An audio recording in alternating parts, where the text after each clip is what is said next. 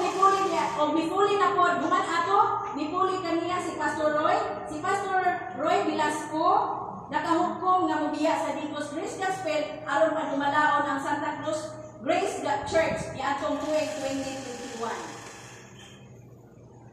Year 2023, iabot si Pastor, 2021. Si Pastor Genesis Sarahina, uban sa iyang asawa si Mrs. Chris, ug usab ang ilang bugtong anak nga na-assign dinhi sa Digos, dinhi na-assign sa sulod usab sa pipila ka tuig nga nakahimo usab sa pagtabang sa atong buhaton. Si Pastor Genesis Sarahina, ato siyang palakpakan. O ako lang nagkasuko sa pagpanibalo nga si Pastor Genesis dinhi nato ikauban kay naa siya sa ospital. Importante siya sa sumang ospital. Ato sila iuban sa pag-ampo, uban ng iyang asawa. Dako kayo sila kung natabang din sa Grace Gospel Church sa Digos. Sa year 2023, si Pastor Genesis Sarahina nalangit sa kongregasyon na dili na siya mumala dinhi sa Lim Church. Unya, by God's grace, na usa ka elder mo nang ganiya si Brother Ignacio, no manataan. Kini atong selebrasyon naron nga mao ang ika-39 pikatuig gikan sa pagsugod sa Grace Ministry dinhi sa Digos. Sa paglantaw sa umaabot na tuigan, sayod kami nga aduna pay daghan nga kalisod nga sugbangon o kinahanglan nga tibanon aron makapot katumanan sa mga damgo. Apan sayod usab kami nga uban sa inyong pag-ampo ug kamubuton sa atong buhi nga Dios, magmalampuson kita atong mga tinguha nga mudaghan pa ang mga kalag nga makailang kang Kristo Jesus sa kamatuoran sa iyang kamatayon dito sa krus sa Kalbaryo nga tinago ng langing panahon apan karon di palayag pinaagi ka na Apostol Pablo ang tanan nga paningkamot mao nga atong ihalad sa atong amahan diha kang Kristo Jesus nga atong Ginoo. Usa sa ato ang mga haligi dinhi sa Grace Gospel Church na tuana sumala sa atong ibasa kanina ang atong mga elder. Tuana nung kahis sa uban na para sa tuana planeta. sa langit. nanay huling. Sa dili pa nato tapuson ang ato ang church history.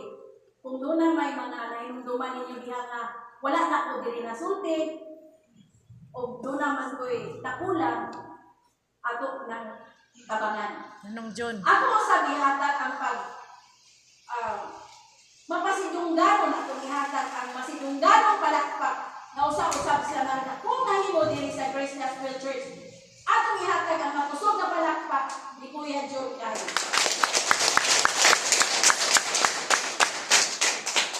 Kailan na si Kuya?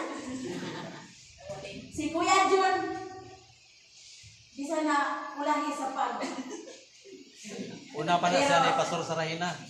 Una pa siya ni Pastor Sarahina. Nauna pa, no? Kay, sa tinuod lang, dapat i-arrange na ko ni siya layo pa.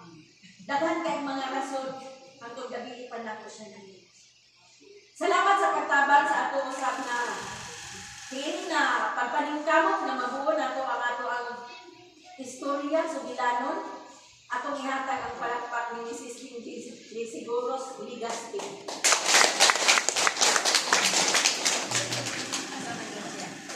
Usap, sa dilit ako manangilit. Salamat kayo sa tanan mga kamot na nagtabang.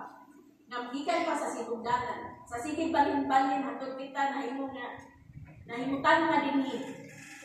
Sige na balin-balin sa kapwa-sakwak sa mga butang. Sige balin-balin hangtod na pumad kita dinhi. Ako usab na ipahibalo ninyo, mapasigabuhon na ko ubos sa pagtabang sa atong buhi na Dios. Kay naabot ta og 39 pikatuig. Dili na tamalisan na ay lang po ng bagyo Ginoo nga signal number 5, 6, 7. Nakakita ba mo sa kausaban sa ato ang ato? Akong pasalamatan.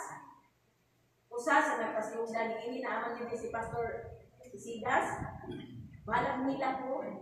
Salamat kay Pastor sa inyong nakong tabang sa Sandawa Church.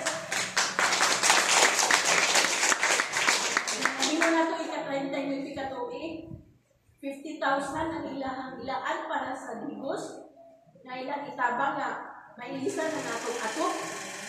Uban usab sa pagpalingkamot sa ato ang elder si Noel Siguros na kailangan niya sa piyanan para malod o among itabangan na makabayad ni kada bulan. Iampo na po kanan sa Ginoo kay grabing pagsulay sa Digos. Mahuman ni ani mga maayo puhon. Mao napasalamat po sa ika-30 ka tuig, 9 nga sa sige na pong balhin-balhin na himutang ra gyud ta og iampo na to ang sunod niini mao na pud ning ato ang